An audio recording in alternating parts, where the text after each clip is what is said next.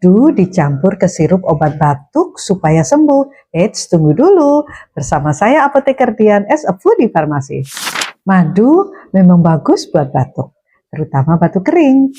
Tapi kalau sirup obat batuknya mengandung dextrofan, guaifenesin, efeknya bisa berubah.